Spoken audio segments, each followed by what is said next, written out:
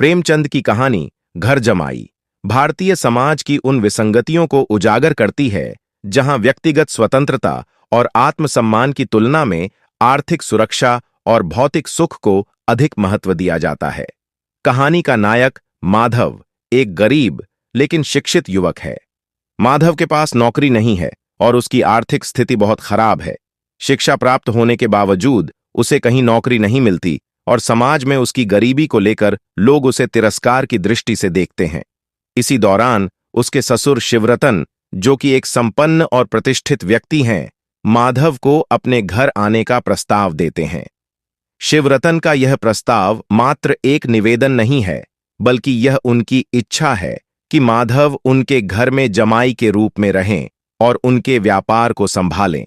शिवरतन को अपने व्यापार के लिए एक योग्य और शिक्षित व्यक्ति की आवश्यकता होती है, क्योंकि उनका अपना बेटा व्यापार संभालने में सक्षम नहीं है।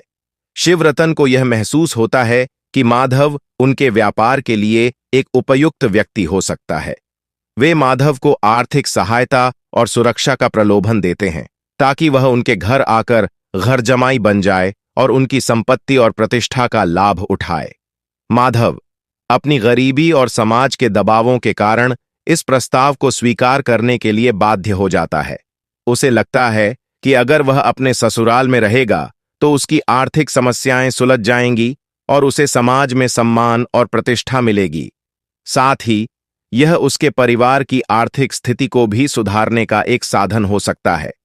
हालांकि माधव के मन में इस निर्णय को लेकर असमंजस है, क्योंकि वह स्वतंत्र जीवन जीने की इच्छा रखता है और अपनी मेहनत से कुछ हासिल करना चाहता है। परंतु तत्काल परिस्थितियों को देखते हुए वह शिवरतन का प्रस्ताव मान लेता है। शुरुआती दिनों में माधव के लिए जीवन सरल और सुखमय प्रतीत होता है। उसे अपने ससुराल में सभी प्रकार की सुविधाएं मिलती हैं और शिवरतन भी उससे अच्छा व्यवहार करते हैं। माधव को लगता है कि अब उसकी आर्थिक परेशानियां खत्म हो गई हैं और वह एक सफल जीवन जी पाएगा। लेकिन धीरे धीरे स्थिति बदलने लगती है।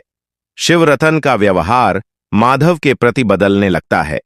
शिवरतन अब माधव से घर के कार्यों में अधिक संलिप्तता की अपेक्षा करने लगते हैं। वह माधव से केवल व्यापार संभालने की ही नहीं, बल्कि घर के दैनिक कामों में भी मदद की उम्मीद करते हैं। माधव को व्यापार में कोई स्वतंत्रता नहीं दी जाती और न ही उसे कोई महत्वपूर्ण निर्णय लेने का अधिकार मिलता है। शिवरतन उसे एक साधारण कर्मचारी की तरह ही ट्रीट करने लगते हैं। वह अपने ससुराल में रहते हुए एक प्रकार की गुलामी और बेइज्जती महसूस करने लगता है।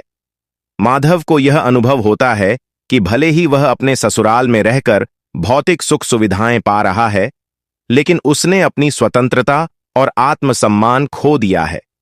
वह खुद को एक दास के रूप में देखने लगता है, जिसकी न तो कोई स्वतंत्र इच्छा है और न ही कोई स्वतंत्र पहचान।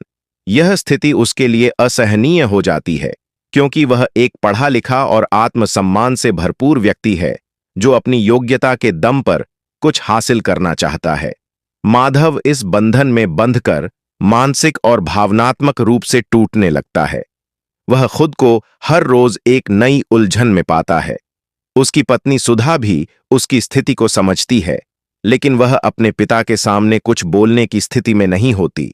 सुधा अपने पति की पीड़ा को देख तो सकती है, लेकिन वह उसे इस स्थिति से निकालने में असमर्थ होती है।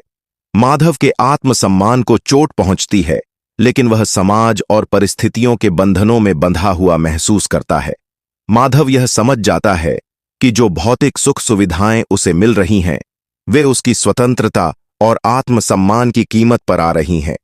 वह महसूस करता है कि इन सुविधाओं का कोई महत्व नहीं है अगर वह एक स्वतंत्र व्यक्ति के रूप में जीवन नहीं जी सकता। उसका आत्मसम्मान उसे लगातार कचोटता रहता है और वह एक प्रकार की कैद में महसूस करता है। माधव के लिए कहानी का निर्णायक मोड़ तब आता है जब उसे यह एहसास होता है कि वह अब और इस दास्ता भरे जीवन को नहीं जी सकता। वह तय करता है कि चाहे उसे कितनी भी कठिनाई का सामना क्यों न करना पड़े, वह अपने आत्मसम्मान की रक्षा करेगा और इस बंधन से मुक्त हो जाएगा।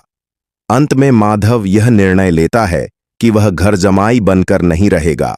वह अपने ससुराल को छोड़ने का निश्चय करता है और अपनी स्वतंत्रता की पुनः प्राप्ति के लिए एक नया जीवन शुरू करने का संकल्प लेता है।